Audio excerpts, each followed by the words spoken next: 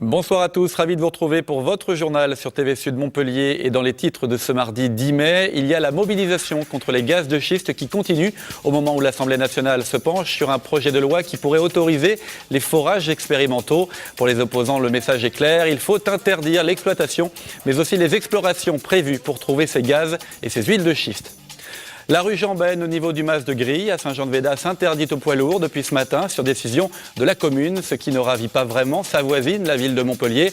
Cet axe qui longe la Neuf est particulièrement dégradé par le passage quotidien de 2000 camions. Enfin, l'anniversaire du jour, il y a 30 ans, François Mitterrand devenait le premier président socialiste de la Ve République. Nous reviendrons sur les commémorations de ce 10 mai qui ont eu lieu à Montpellier, mais aussi sur l'empreinte laissée par François Mitterrand dans la jeune génération. Pour nous éclairer, notre consultant politique nous a rejoint, le sociologue et politologue Michel Crespi. Bonsoir Michel. Bonsoir. On se retrouve à la fin de cette édition. Mais pour commencer ce journal, cette information dévoilée cet après-midi, l'Arena de Montpellier va devenir la Park & Suite Arena, du nom de ce groupe montpelliérain spécialisé dans l'hôtellerie d'affaires. Le nouveau sponsor maillot de la grande salle de spectacle s'est engagé pour 12 ans et demi avec la région, l'Agglo et Enjoy Montpellier à partir du 1er juillet. Pour donner son nom à l'Arena, il devra verser chaque année environ 750 000 €. On écoute le directeur général du nouveau partenaire de l'Arena au micro de Jean Brun. Ce naming va nous apporter en termes de visibilité et de notoriété donc une évolution significative. C'est un vrai partenariat, au-delà du naming, au-delà de l'aspect financier.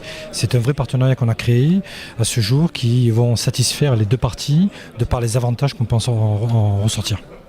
Les anti-gaz de schiste continuent donc de se mobiliser. L'Assemblée nationale étudie en ce moment un projet de loi qui autoriserait l'exploration expérimentale pour trouver des gisements éventuels de gaz et d'huile de schiste, notamment dans notre région. Une loi inacceptable et dangereuse pour l'environnement et la santé, selon les opposants. Reportage Michael Briffaut et Joëlla Haral. Gaz de schiste, non merci. C'est le cri de ralliement du collectif 34. Après des mois de mobilisation nationale, le gouvernement a fait machine arrière concernant l'exploitation de cette énergie en demandant au Parlement de renoncer totalement, enfin presque, au gaz de schiste. Il avait été promis précédemment par le gouvernement de faire un moratoire total sur l'exploitation, mais aussi l'exploration, parce que l'exploration n'est pas du tout anodine. L'exploration, la recherche des gaz de schiste pose des problèmes environnementaux. Un puits de gaz de schiste ne dure que 2 ou 3 ans, donc ensuite il laisse les nappes phréatiques polluées pour des dizaines d'années.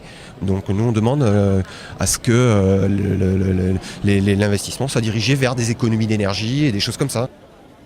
Alors que les députés débattent aujourd'hui d'une proposition de loi, l'inquiétude est toujours présente chez les militants. Leur combat, alerter la population sur ce qu'ils considèrent comme un danger pour l'environnement et la santé. C'est important dès aujourd'hui d'informer les gens pour leur dire que l'exploitation du gaz de schiste, ça signifie plus d'eau potable et sans eau, il n'y a plus de vie. Informer les gens, oui. Moi, après, j'ai un enfant de 5 mois et je me demande dans quel monde il va vivre. À la limite, c'est plus pour lui que je viens. Le vote définitif de la loi sur les gaz de schiste est prévu ce mercredi à l'Assemblée nationale et le 1er juin au Sénat. Voilà une manifestation qui avait lieu sur la place de la Comédie. Autre manifestation, ils étaient environ 80 à manifester ce matin devant le chantier de la future mairie de Montpellier. Ils ont ensuite manifesté, fait une marche jusqu'à la préfecture. Des salariés du métallurgiste Richard Ducrot.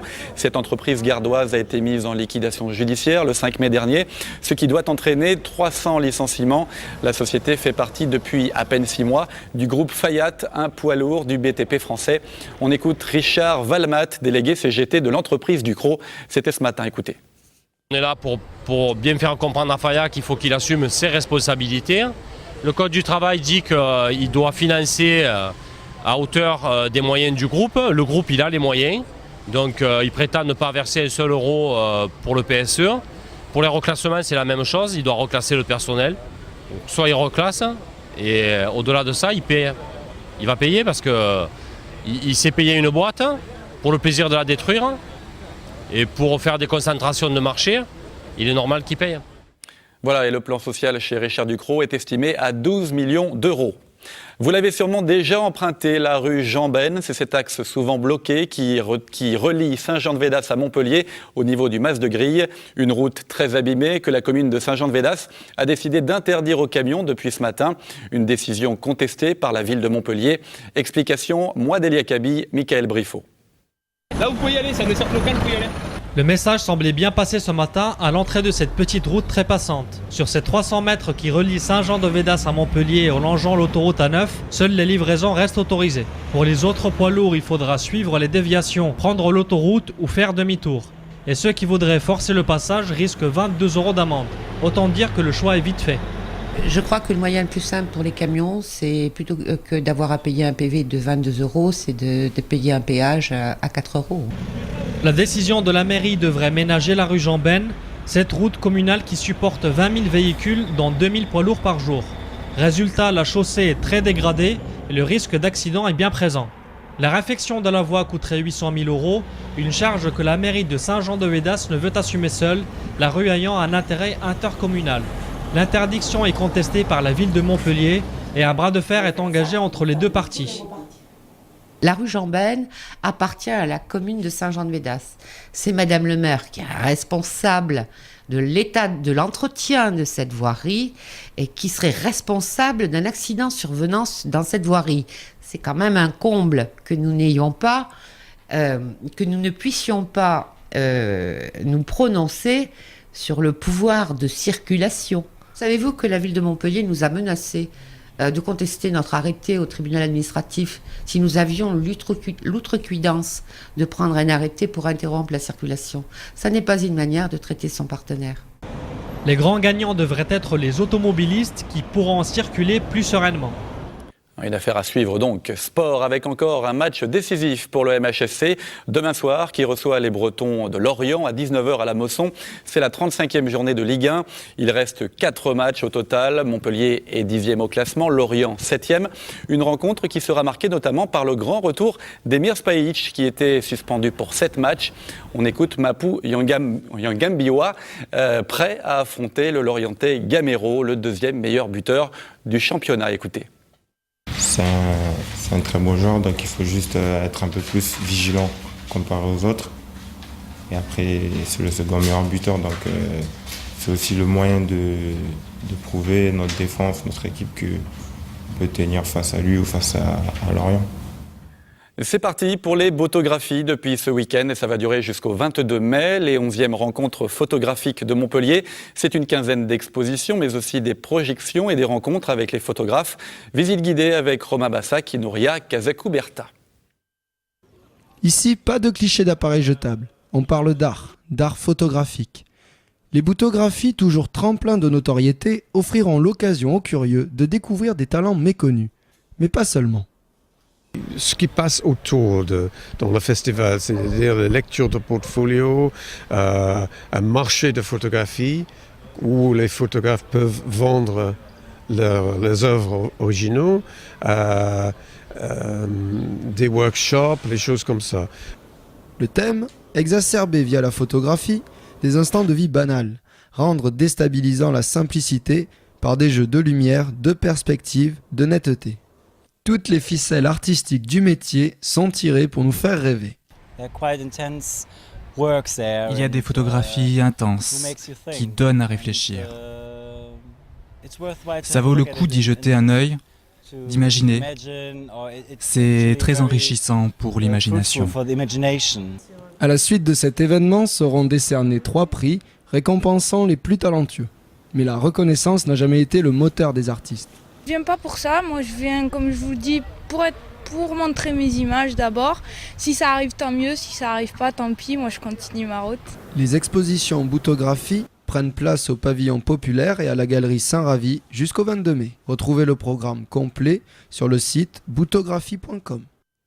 C'est l'anniversaire le plus médiatique du jour. Il y a 30 ans, François Mitterrand devenait le premier et le seul président socialiste de la Ve République à ce jour. À Montpellier comme ailleurs, plusieurs commémorations ont eu lieu. Mais comment les jeunes perçoivent-ils l'ancien président de la République ? Élément de réponse avec Romain Bassac et Nouria Kazakou-Berta. Une école, une expo et beaucoup de roses, ce sont les hommages que Montpellier met en place pour l'anniversaire de l'élection du premier président socialiste. L'occasion de rencontrer la jeunesse montpelliéraine pour les confronter à l'empreinte que François Mitterrand a laissée sur la France. C'était le seul président qui a représenté réellement le PS. Alors, pas grand-chose. On l'a vu un peu en cours, tout ça, mais à part ça...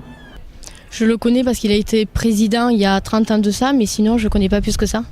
J'en ai entendu parler par la télévision, les informations, le soir et tout. Je trouve que c'est quand même un grand homme de l'époque qui a fait pas mal de choses pour aider la France à remonter et puis voilà quoi. Oui, l'esprit Mitterrand il y est toujours parce que c'est un homme qui a marqué son histoire, qui a marqué le temps, qui a marqué le PS.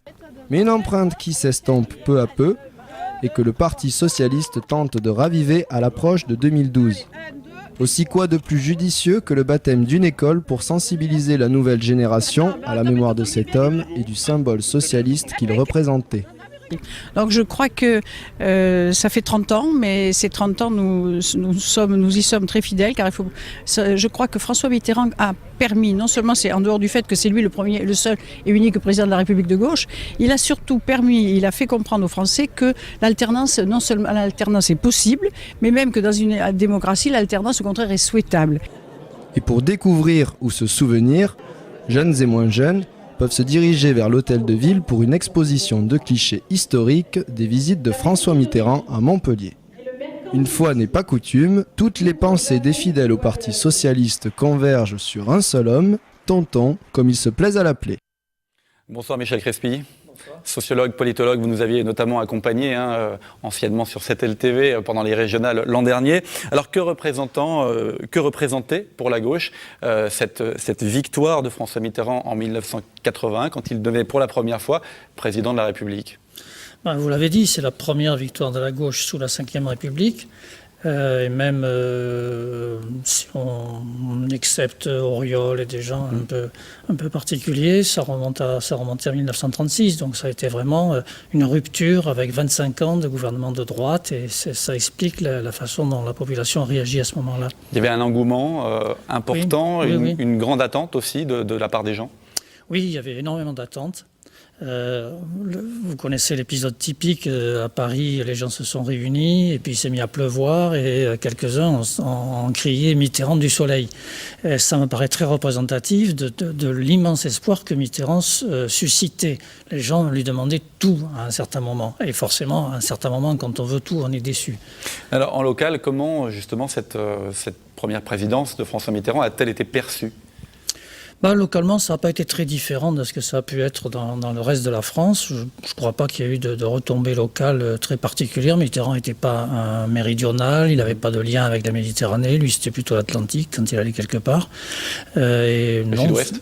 Le Sud-Ouest, voilà, c'est ça, Hossegor, ce genre de choses, Latché, les Landes. Mais il venait rarement à Montpellier et quand il y venait, c'était pas spécialement marquant. Alors, on se resitue dans ces années début 80. Gérard Sommade était président du Conseil général de l'Hérault. Georges Frêche était maire de Montpellier. Quelles étaient les relations de ces deux personnalités importantes socialistes avec François Mitterrand ? Alors, Sommade était très mitterrandiste, il l'est resté d'ailleurs, je crois, et Frêche était beaucoup plus réservé.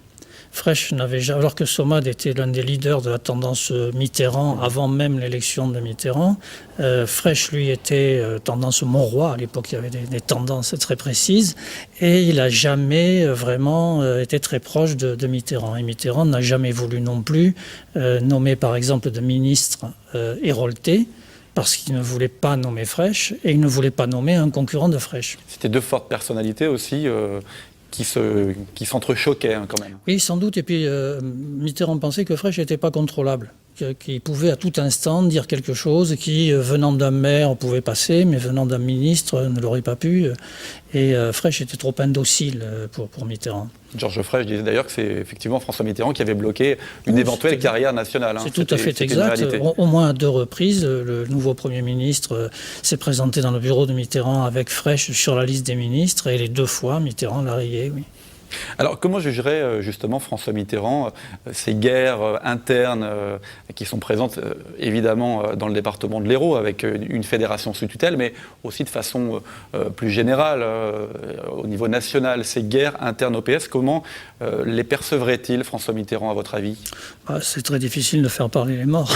Ce qu'on peut dire, c'est la façon dont il s'est comporté dans des conditions semblables. Il y avait déjà, au moment où il est devenu président, il y avait déjà des rivalités fortes dans le Parti socialiste de l'Hérault entre, par exemple, Frêche et son premier adjoint, qui était à l'époque Jean-Pierre Vigneault. Mitterrand n'a pas voulu l'arbitrer, ni dans un sens ni dans l'autre. Quand il y a eu une forte rivalité au congrès de Rennes entre Fabius et Jospin, Mitterrand a envoyé quelques signes, mais pas plus, il ne s'est pas mouillé là-dedans. Mitterrand se situait un petit peu au-dessus de la mêlée et considérait qu'ils avaient qu'à régler leurs affaires entre eux et que ça ne le concernait pas. Bon, peut-être qu'il tirait les ficelles aussi en coulisses. Pas vraiment. Beaucoup, il ne pouvait pas en tirer beaucoup, non, parce que c'était des personnalités locales et que localement, c'est très difficile.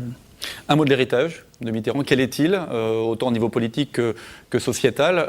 On a entendu un micro-trottoir dans le sujet, notamment vis-à-vis des jeunes générations qui n'ont pas connu forcément François Mitterrand.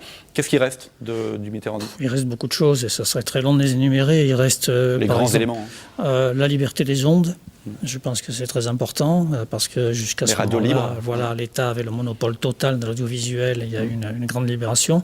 Il y a une chose qu'on souligne de trop peu, c'est l'euro. Je pense que quand Mitterrand a fait le choix de la rigueur ou du virage en 83, il l'a fait parce qu'il était plus qu'autre chose profondément européen. À la limite, il était plus européen que socialiste, si nécessaire. Et il a fait le choix de l'euro parce qu'il considérait que l'Europe unie, c'était essentiel. Mitterrand était quelqu'un qui avait été fait prisonnier pendant la guerre, qui avait vécu dans un stalag et qui était revenu en disant « plus jamais ça ». Et il a fait l'euro pour empêcher qu'il y ait des divisions dans l'Europe. Et ça, bon, comme à l'heure actuelle, l'euro est discuté en France, en tout cas, c'est à peu près le seul pays, on y insiste peu, mais pour lui, si on lui posait la question, je pense qu'il répondrait que c'est d'abord la monnaie commune européenne et l'Union de l'Europe qui ont été l'essentiel de son œuvre. La suppression de la peine de mort aussi, c'est un élément. La suppression de la peine de mort, sans aucun doute, mais la suppression de la peine de mort, c'est symbolique. Hein, ça concerne une personne tous les 5 ans, à peu près. Donc c'est vrai que c'est lui qui l'a acquis, mais c'est vrai aussi que tous les autres pays européens ont fait la même chose en peu de temps, dans les années qui ont suivi, et que c'est Chirac qui l'a fait inscrire dans la Constitution. Voilà. Oui, on le lui doit, mais ça serait arrivé de toute façon, je crois. En un mot, qui peut revendiquer l'héritage politique de François Mitterrand, autant au niveau national, dans les personnalités nationales, qu'au niveau local, à votre avis? Au niveau national, personne n'a la carrière qu'il avait en 81, mais il faut se replacer dans les conditions de 81. Il était beaucoup plus discuté qu'à l'heure actuelle. En fin 80, tous les sondages le donnaient archi-battu pour la 3e fois, fini, terminé, Mitterrand à la poubelle. Bon. Je ne sais pas s'il reste un héritage d'ailleurs, parce que le monde change tellement vite que c'est extrêmement difficile de conserver un héritage. On n'a pas conservé d'héritage de De Gaulle. Bon, en tout cas, il est mis en pièces complètement par la politique actuelle maintenant. Il n'y a pas tellement non plus d'héritage de Mitterrand, sinon peut-être justement l'Europe et l'euro. Un mot du personnage pour terminer, une personnalité qu'on disait hautaine, et puis un personnage quand même assez sulfureux. Il y a eu beaucoup d'affaires, beaucoup d'histoires. C'est le lot de tous les grands personnages comme ça politiques? C'est le lot de quelques-uns en tout cas. Je ne sais pas s'il était tellement sulfureux que ça. C'est quelqu'un qui était très fidèle en amitié, mais c'était un politique très profondément. Il avait les qualités et les défauts des très grands fauves politiques. Merci Michel Crespi d'être venu parler de François Mitterrand à l'occasion donc des 30 ans de son accession à la présidence de la République. Merci Michel. Bonsoir. À bientôt. C'est la fin de ce journal. Merci de nous avoir suivis. Prochain rendez-vous avec l'actualité en direct, le Flash, demain à 12h30. Très bonne soirée à tous sur TV Sud Montpellier.